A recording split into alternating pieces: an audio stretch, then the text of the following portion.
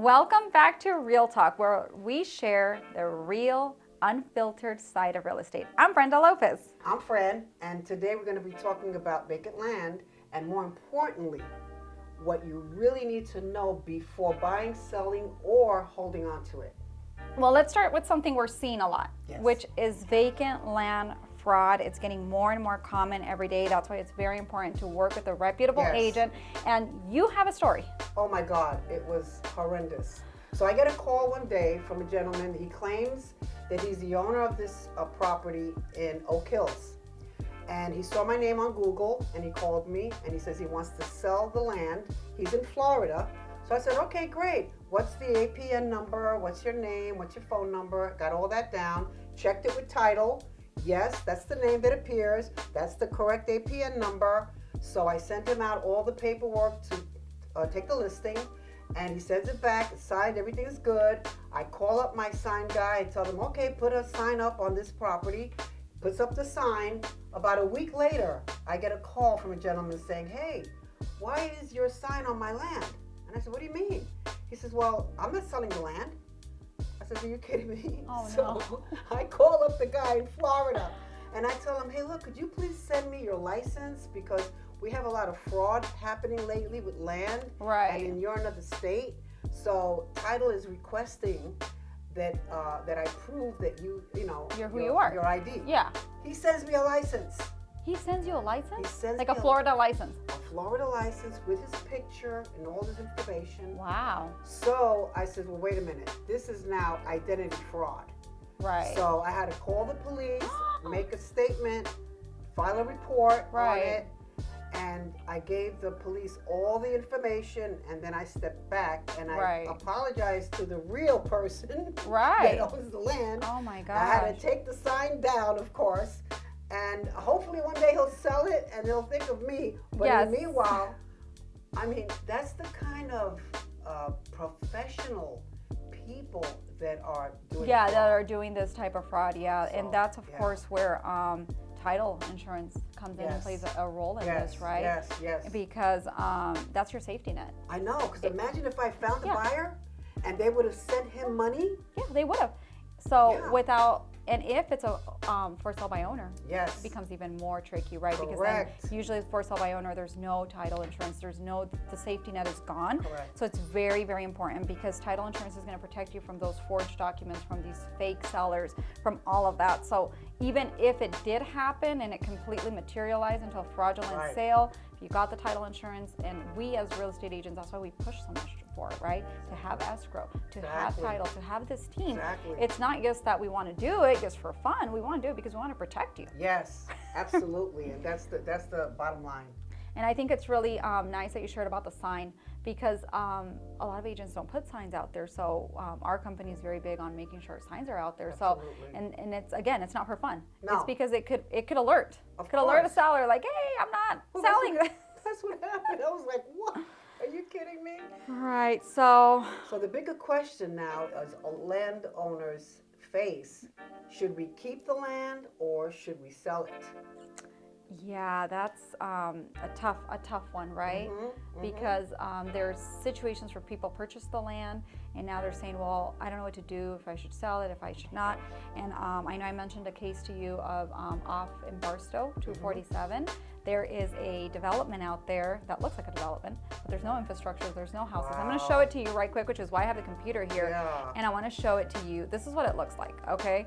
And we're going to put a picture for you guys to see it too. So if you look at this, there's cul-de-sac.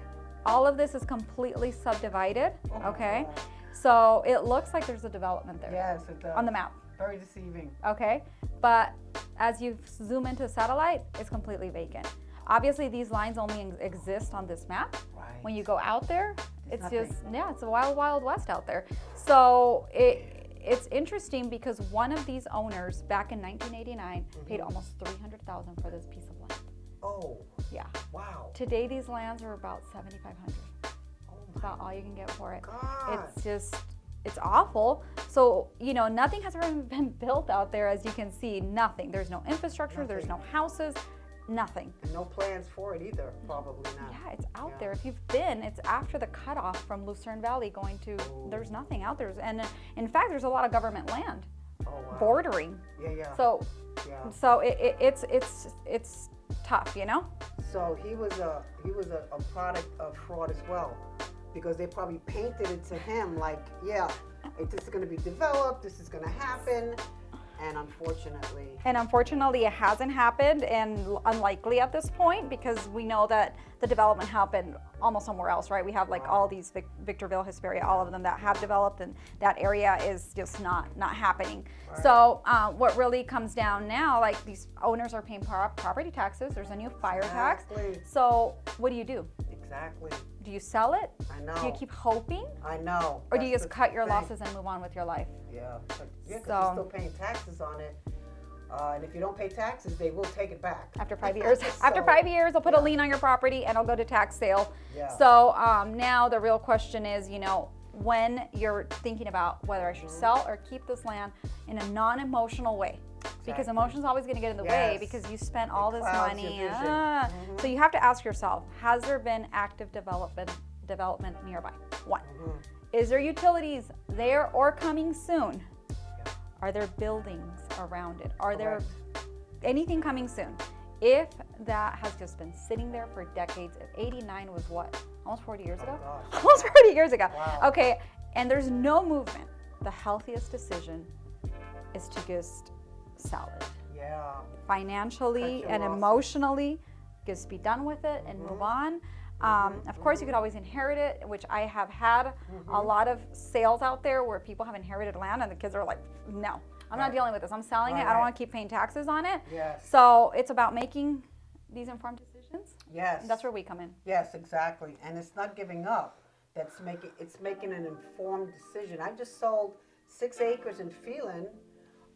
Went really smooth, thank goodness. But again, there was other houses around it. Yeah. And the utilities were there. Right. So that's a huge thing. Right. Utilities are big because it costs a tremendous amount of money to pull it in. Oh yeah. Edison charges you by like linear feet. So it's not like, they charge a lot. And you look up that information and it's daunting the amount of money you're going to spend to bring the infrastructure to your land.